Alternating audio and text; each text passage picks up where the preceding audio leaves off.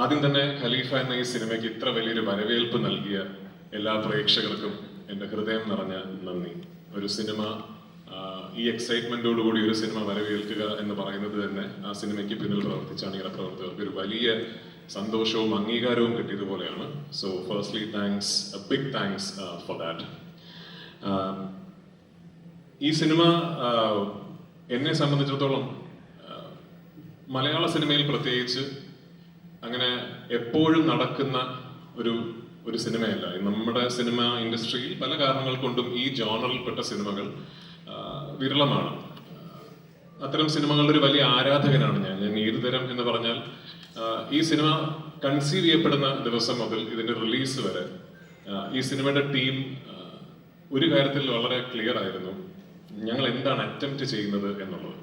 ഇതൊരു high concept സിനിമയോ അല്ലെങ്കിൽ നിങ്ങൾ ഇതുവരെ കേട്ടിട്ടില്ലാത്ത നിങ്ങളെ ഞെട്ടിക്കുന്ന ഒരു കഥ പറയുന്ന സിനിമയോ ഒന്നുമല്ല.